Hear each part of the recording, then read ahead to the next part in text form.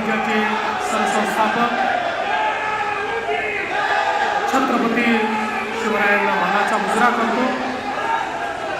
भारतीय राज्यघटनेचे शिल्पकार भारतरत्न डॉक्टर बाबासाहेब आंबेडकर यांना मानवंदना अर्पित करतो।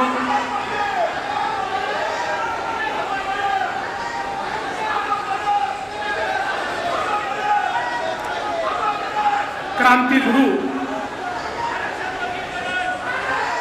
लहुजी वस्ताद साळवे यांना मानवंदना अर्पित करतो। आणि आज लोकशाहीर साहित्य रत्न अण्णाभाऊ साठे संशोधन व प्रशिक्षण संस्था या प्रकल्पाच्या भूमिपूजन प्रसंगी मंचावर उपस्थित असलेले महाराष्ट्राचे लोकप्रिय उपमुख्यमंत्री माननीय एकनाथराव शिंदेजी, भारत सरकारचे सामाजिक न्याय राज्यमंत्री रामदास आठवलेजी, मंत्रिमंडळातील आमचे सहकारी आशिष शेलारजी, संजय शिरसाटजी, मंगल प्रभात जोधाजी, उपसभापती सचिन अहिरजी, लोकप्रिय खासदार संजय दिना पाटीलजी, महापौर रितू तावडेजी, या ठिकाणी उपस्थित सन्माननीय आमदार राम कदमजी, अमित गोरखेजी, सन्माननीय श्री अमित साटमजी, प्रसाद लाडजी, या ठिकाणी उपस्थित कालिदास सोळंकरजी, दिलीप मामा लांडे, तमिल सेल्वनजी, मुरजीभाई पटेल, राजन सिंहजी, नील कोटेचाजी, प्रकाश मेहताजी, भाई गिरकरजी, मनोज कोटकजी, श्याम सावंतजी, अश्विनीताई मते, अशोकराव लोखंडे, सर्जेराव जाधव, आपल्या या एसआरएचे सीओ महेंद्र कल्याणकर, या कार्यक्रमाकरता आवर्जून उपस्थित असलेले लोकशाहीर साहित्य रत्न अण्णाभाऊ साठे यांचे नातेवाईक श्रीमती सावित्रीबाई मधुकर साठे, श्री सचिन भाऊ साठे, श्रीमती ज्योती साठे, श्रीमती आरती साठे, मंचावर उपस्थित सर्व मान्यवर आणि या ठिकाणी उपस्थित सर्व माझ्या माता भगिनी आणि बंधूंनो, आजचा दिवस हा आपल्या सर्वांकरता अतिशय आनंदाचा दिवस आहे। अनेक वर्ष प्रत्येक 1 ऑगस्टला आम्ही जेव्हा अण्णाभाऊंच्या पुतळ्याला अभिवादन करायला जायचो, मुंबई असो, नागपूर असो, पुणे असो, प्रत्येक ठिकाणी एकच मागणी यायची की चिरागनगरला ज्या ठिकाणी अण्णाभाऊंचं झोपडी वजा घर होतं त्या ठिकाणी एक मोठं स्मारक तयार झालं पाहिजे। 20-25 वर्ष सातत्याने ही मागणी होत होती, पण दुर्दैवाने त्यामध्ये प्रगती मात्र फारशी होत नव्हती। आणि त्यावेळी मुख्यमंत्री म्हणून काम करण्याची संधी मला मिळाली। 2016ला आपण पहिल्यांदा हा निर्णय केला की या ठिकाणची जी जागा आहे ती अधिग्रहित करू, या ठिकाणी एसआरएचा प्रकल्प राबवू, लोकांचं पुनर्वसन करू आणि मग जी जागा उपलब्ध होईल त्या जागेवर एक अतिशय सुंदर आणि भव्य अशा प्रकारचं लोकशाहीर साहित्य रत्न अण्णाभाऊ साठेंचं स्मारक हे आपण उभं करू। त्या दृष्टीने आपण एक समिती तयार केली। 2017 साली आता ज्यांनी याचे सगळे आराखडे तयार केले त्या धायगुड्यांची नेमणूक आपण केली आणि त्यानंतर हा प्रयत्न सुरू केला। साधारण 2019च्या दरम्यान माझ्या हे लक्षात आलं की वेगवेगळे लोक एसआरएचा प्रस्ताव आणतात, पण मॅक्सिमम लोकांचा इंटरेस्ट हा त्यातनं आपल्या बिल्डरचं काम कसं पुढे नेता येईल अशा पद्धतीचा आहे। स्मारकाच्या बद्दल फारसं गंभीर कोणी नाही, तर प्रत्येकजण या भागामध्ये SRAच्या माध्यमातून आम्हाला फायदा कसा करता येईल या संदर्भात प्रयत्न करतोय।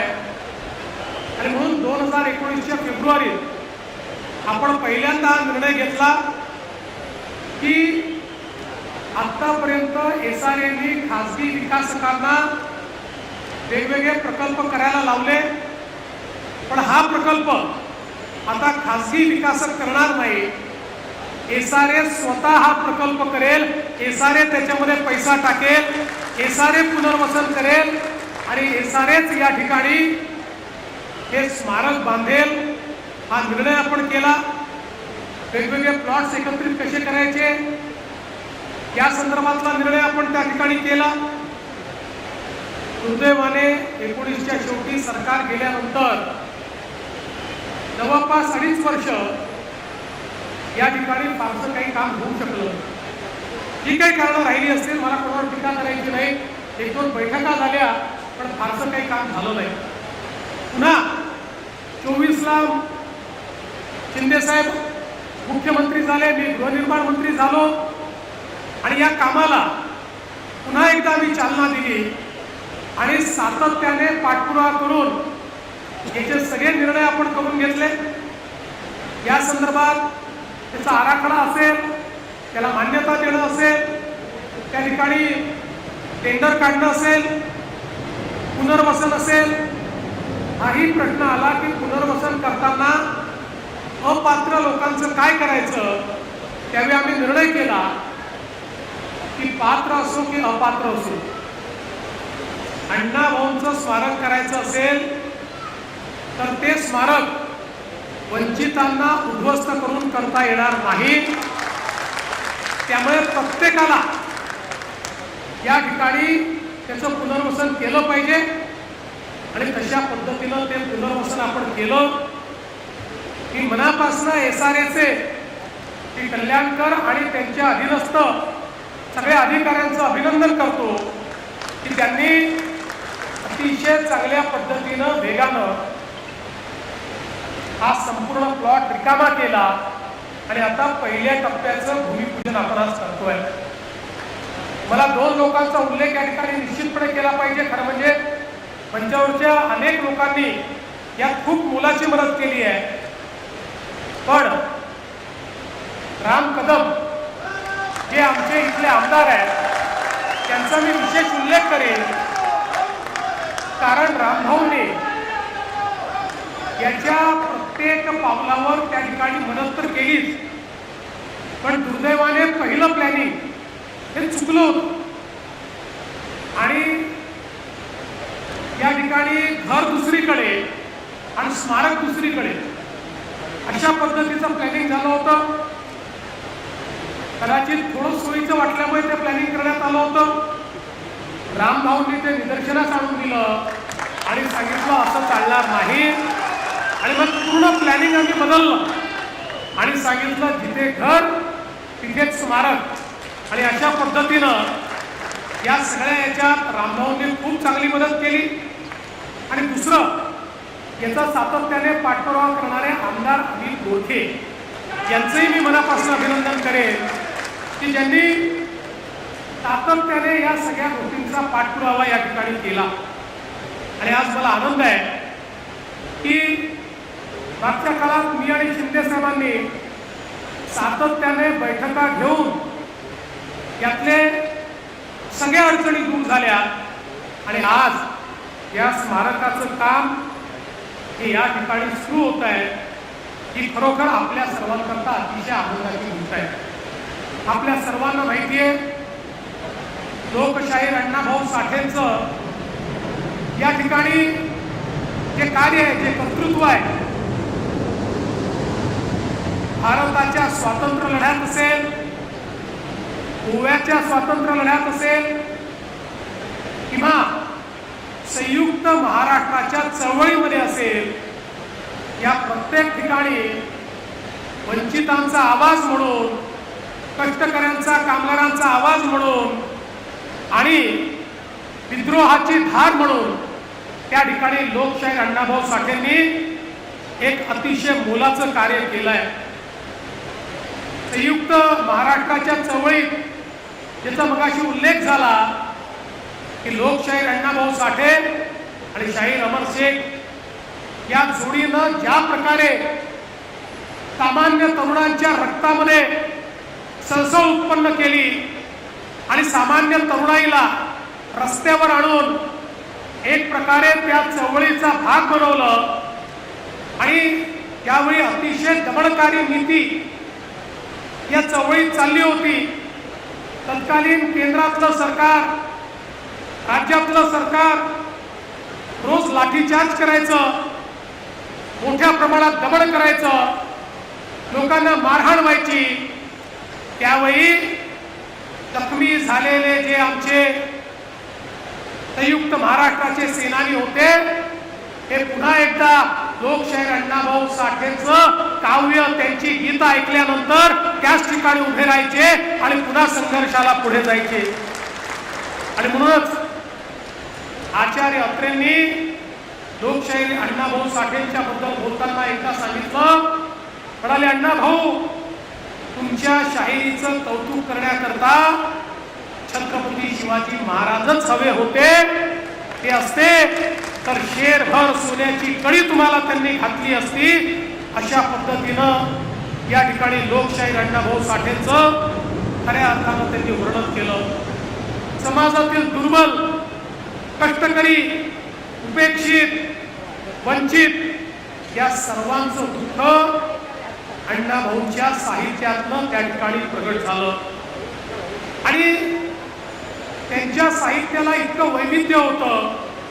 कथा होत्या, कादंबऱ्या होत्या, नाट्य होतं, लोकनाट्य होतं, पद, गण, गवळण, पोवाडे असं कुठलंही क्षेत्र नाही की ज्या क्षेत्रामध्ये लोकशाहीर अण्णाभाऊ साठेंनी आपल्या कार्यातनं आणि कर्तृत्वातनं आपला ठसा उमटवला नाही. खरं म्हणजे वाटेगाव सारख्या एखाद्या छोट्याशा गावातनं 1-2 वर्ग शिकलेला मुलगा मुंबईमध्ये येतो.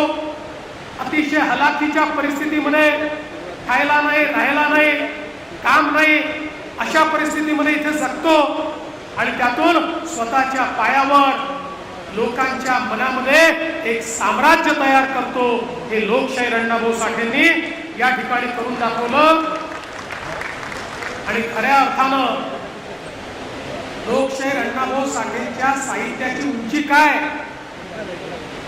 भारतातल्या भिन्न भिन्न भाषांमध्ये हे साहित्य अनुवादित झालं याचं मला आश्चर्य वाटत नाही.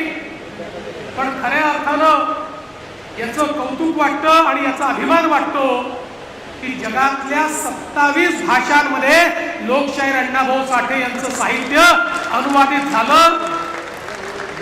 आणि रशियन असेल, फ्रेंच असेल, इटालियन असेल, वेगवेगळ्या अतिशय प्रगत अशा प्रकारच्या देशांच्या भाषांमध्ये लोकशाहीर अण्णाभाऊ साठे यांचं हे साहित्य पोचलं. खरं तर लोकशाहीर अण्णाभाऊ साठेंनी लिहिलेलं छत्रपती शिवरायांचं चरित्र देखील रशियात पोहोचलं. 2022 मध्ये मला संधी मिळाली रशियाच्या मॉस्कोच्या विद्यापीठामध्ये. त्या ठिकाणी त्यांनी लोकशाहीर अण्णाभाऊ साठेंच्या पुतळ्याची स्थापना केली आणि त्या कार्यक्रमाला आम्ही हजर होतो. आठवले साहेब, आपण देखील त्या ठिकाणी होतात.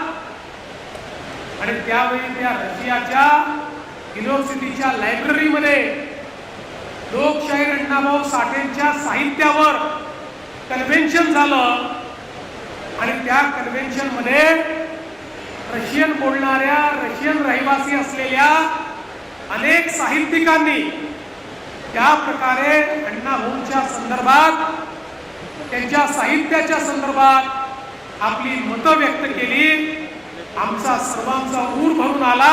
अभिमानाने आमची छाती मोठी झाली की आपले लोकशाहीर अण्णाभाऊ साठे हे दिग्विजयी झाले.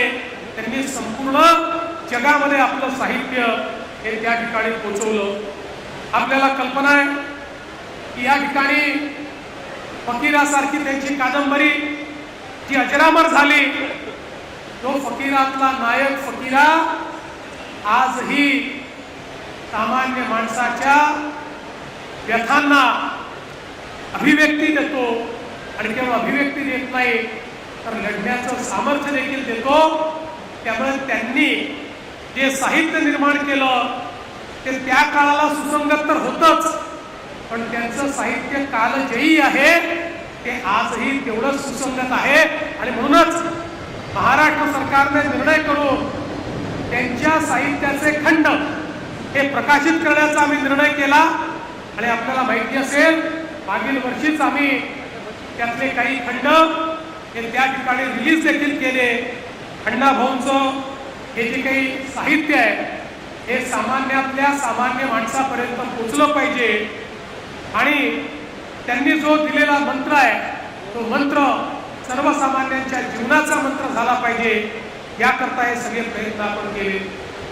शिंदे साहेबांनी मगाशी सांगितलं की आपल्या सगळ्यांची मागणी होती की या ठिकाणी पार्टीप्रमाणे आरटीची निर्मिती केली जावी आणि निश्चितपणे त्या ठिकाणी आम्ही आरटीची निर्मिती केली. आणि आरटीच्या माध्यमातून आज मला अतिशय आनंद आहे, त्यावेळी आमच्या एका छोट्या भगिनीचा आम्ही सत्कार केला जी IAS ची परीक्षा पास झाली आणि आपल्या समाजातनं ही मुलगी आज IAS मध्ये गेली. पण माझी आपल्या सर्वांना विनंती आहे, एकीकडे साहित्यरत्न अण्णाभाऊ साठे आहेत, खरं म्हणजे आमच्या मातंग समाजामध्ये तर कलावंतांची कमतरता नाही आहे. कलावंतांची खाण कुठे शोधायची असेल तर आमच्या मातंग समाजामध्ये गेलं तर ती खाण आपल्याला त्या ठिकाणी पाहायला मिळते. पण त्याच वेळी आज आवश्यक काय आहे? आवश्यक आहे आपल्या समाजाला शैक्षणिकदृष्ट्या, सामाजिकदृष्ट्या, आर्थिकदृष्ट्या आपल्याला कसं पुढे नेता येईल. विशेषतः शैक्षणिक क्षेत्रामध्ये आजही समाजामध्ये काही प्रमाणात मागासलेपण आपल्याला पाहायला मिळतं. आणि म्हणून ते मागासलेपण दूर करण्याकरता विविध उपाययोजना आपण करतो की ज्या उपाययोजनांच्या माध्यमातून एकदा जर आमचा तरुण हा या शिक्षणाच्या मुख्यधारेत आला तर लोकशाहीर अण्णाभाऊ साठेंना तर शिकण्याची संधी मिळाली नाही, पण त्यांच्यावर आज अनेक लोक PhD करतायत. पण तीच प्रतिभा या समाजातल्या अनेक तरुणांमध्ये आपल्याला तयार करता येईल. आणि म्हणून त्याही दृष्टीने आपल्याला सगळ्यांना मिळून या ज्या संस्था आहेत ही केवळ स्मारकं नाही आहेत, या स्मारकांच्या माध्यमातून हा प्रचार आणि प्रसार करण्याचा प्रयत्न आपल्याला करायचा आहे. मला आनंद आहे की याच्यामध्ये टप्पा 1 ला नौदलाच्या परवानगीची प्रश्न होता तो आपण सोडवलाय. टप्पा 2 करता आता नौदलाची परवानगी काही अडचणी आहेत त्याही आपण त्या ठिकाणी सोडवू आणि अतिशय चांगल्या पद्धतीनं हे स्मारक या ठिकाणी करू. मला याही गोष्टीचा आनंद आहे की मागच्या काळामध्ये शिंदे साहेबांनी आणि आम्ही जे ज्यांना आपण भारतीय इतिहासामध्ये क्रांतिगुरु म्हणून ओळखतो ते लहुजी वस्ताद साळवे यांचंही अतिशय महत्वाचं स्मारक हे पुण्यामध्ये तयार करायची सुरुवात केली. ते आताच लोखंडेंना विचारत होतो, ते समितीचे अध्यक्ष आहेत, त्यांनी सांगितलं 65% काम आता पूर्ण झालेलं आहे आणि लवकरच तेही स्मारक हे आपण पूर्ण करू. भारतीय स्वातंत्र्याच्या इतिहासामध्ये सर्वात जास्त स्वातंत्र्य सेनानी तयार करणारे जर कोणी असतील तर ते क्रांतिगुरु लहुजी वस्ताद साळवे होते. आणि म्हणून या क्रांतिगुरूंना देखील अभिवादन करण्याचं काम या ठिकाणी आपण करतो. मी आज या निमित्ताने SRA ला एकच गोष्ट सांगणार आहे, तुम्ही आता सगळं काम वेगाने केलं आहे, पण मी तुमच्या टाईमलाईन बघत होतो त्यावेळी स्मारकाचं उद्घाटन तुम्ही 4 वर्षांनी ठेवलं. 4 वर्षांनी नाही, जुलै 2029 ला याचं उद्घाटन करायचं आहे. आणि मी आजच शब्द देतो, जुलै 2029 ला जर तुम्ही उद्घाटन केलं, शिंदे साहेब आणि मी या ठिकाणी माननीय पंतप्रधान नरेंद्र मोदीजींना उद्घाटनाकरता घेऊन येऊ आणि त्यांच्या हस्ते या स्मारकाचं उद्घाटन या ठिकाणी आम्ही केल्याशिवाय राहणार नाही। मी पुन्हा एकदा आपल्या सर्वांचं मनापासून स्वागत करतो, SRAच्या अधिकाऱ्यांचं मनापासून अभिनंदन करतो। मंचावरची सगळी नेते मंडळी, आमचे पालकमंत्री या ठिकाणी असतील, आशिषजी, आमचे सचिन अहिरजी, मंगल प्रभातजी, विशेषतः आमचे सामाजिक न्याय मंत्री, या प्रत्येकाने या कामामध्ये मोलाचा वाटा उचललेला आहे। त्यामुळे त्या सगळ्यांचे मनापासून आभार मानून मी माझे 2 शब्द संपवतो। धन्यवाद। जय हिंद, जय महाराष्ट्र, जय भीम, जय लहूजी।